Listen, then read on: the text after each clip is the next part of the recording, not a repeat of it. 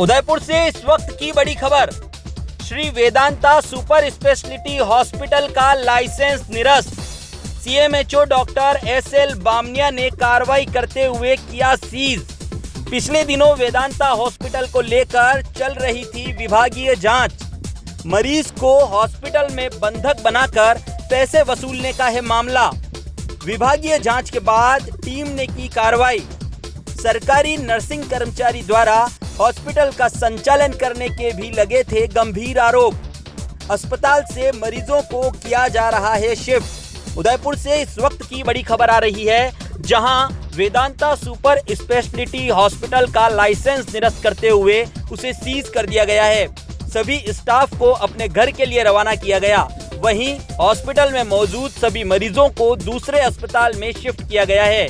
CMHO doctor SL Bamania ने police की मौजूदगी में अस्पताल को सीज किया।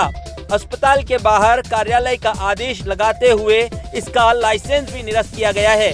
आपको बता दें कि पिछले दिनों वेदांता हॉस्पिटल को लेकर विभागीय जांच चल रही थी, जिसमें एक मरीज को हॉस्पिटल में बंधक बनाकर पैसे वसूलने का मामला था। इसमें अस्पताल की तरफ से दिए गए जवाबों से असंतुष्ट होने पर चिकित्सा विभाग ने कार्रवाई करते हुए आज अस्पताल को सीज भी किया है और साथ ही इसका लाइसेंस हमेशा के लिए निरस्त कर दिया गया है। आज जो श्री वेदांता हॉस्पिटल है, आपने जब पढ़ा होगा, मीडिया में काफ़ी चर्चा में रहा है।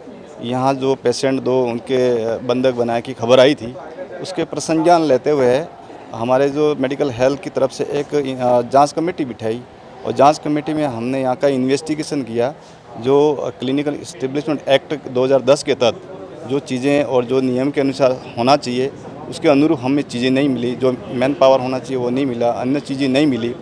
उस नोटिस के बाद उन्होंने जो प्रत्युत्तर हमें दिया, जवाब दिया, उससे हम संतुष्ट नहीं हुए। फिर हमने उनको नोटिस जारी किया, इसके बावजूद हम संतुष्ट नहीं हुए और इसके बाद हमने हमारा जो क्लिनिकल एक्ट के तहत जो कमेटी है, जिसके चेयरमैन कलेक्टर साहब हैं, हमने कार्रवाई करके हमारे नियमानुसार जो नोटशीट चलवाई और उसमें आज क्लिनिकल एक्ट की जो मीटिंग बुलाई। इसमें 5 सदस्य हैं, जिसमें जिला कलेक्टर महोदय हैं, सीएमएचओ हैं और आईएमए के अध्यक्ष डॉक्टर आनंद गुप्ता हैं और सीओ साहब हैं। और इस तरह से 5 सदस्यों कमेटी का जो निर्णय हुआ और उस इन्वेस्टिगेशन रिपोर्ट के आधार पर और इस निर्णय में जो अधिनियम के धारा 32(1) के तहत हम नोटिस का जो हम संतुष्टि नहीं हुए और धारा 32 के 2 के तहत कैंसिलेशन का जो प्रावधान है पंजीयन का, उसके तहत हमने कार्रवाई करते हुए यहाँ के हॉस्पिटल की जो अस्थायी पंजीयन था उसको हमने निरस्त कर दिया।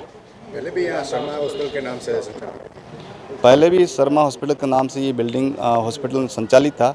कोविड के दरमियान की बात है। यहाँ उस प्रकरण में काफ़ी यहाँ डेथ्स हुई थी और उसके अनुरूप तत्कालीन सीएमएचओ ने भी यहाँ जांच रिपोर्ट बिठाई और जांच कमेटी के तहत जो रिपोर्ट आई उसके बिहार पे जो यहाँ कमियां मिली और कमियां मिलने के बाद जो हमारे अधिनियम के तहत हमें कमी मिली उसके अनुसार कार्रवाई करके पहले भी उनको हम बंद करा दिया गया, पंजीकरण उसका निरस्त करा दिया था।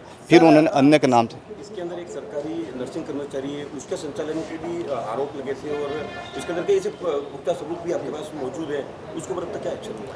हाँ, अभी संज्ञान में आया था कि एक कोई नर्सिंग कर्मचारी है जो सरकारी हॉस्पिटल में पदस्थापित है।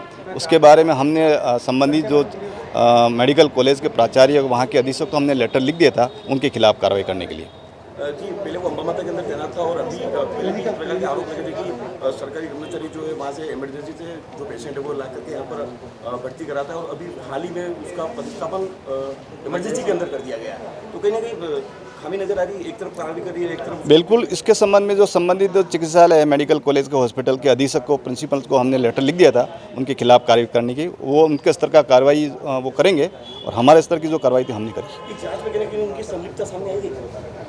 अभी जो जांच हमने ये की गई उस दरमियान कहीं ऐसा आया नहीं है और जिस तरह से मीडिया में उनका नाम आया था, लेकिन फिर भी हमारी जो जांच कमेटी बैठी उस जांच कमेटी में किसी के द्वारा इसका जिक्र नहीं किया गया।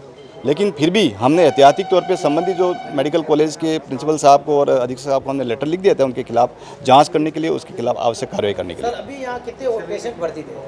अभी यहाँ 2 पेशेंट भर्ती थे और दोनों पेशेंट को हमने व्यवस्था करके हमारी जो सरकार स्तर की एम्बुलेंस बुलवा के जीबीएस अमेरिकन हॉस्पिटल में भिजवा दिए थे। उनकी कंडीशन अच्छी है, उनको अटेंडेंट को हमने समझा दिया था और हमने सरकारी वाहन से उनको भिजवा दिया। वहाँ के प्रबंधक को हमने कह दिया उनको इलाज के लिए, इलाज भी कोई इशू नहीं आएगा उनका। पहले ये शर्मा हॉस्पिटल के नाम नाम से था, उसके जो संचालक थे अभी भी संचालक वो लोग ही हैं, नाम बदल के चला रहे थे या क्या है? जिस तरह से उनकी फर्म की बात करें, फर्म में उनके 3 पार्टनर थे।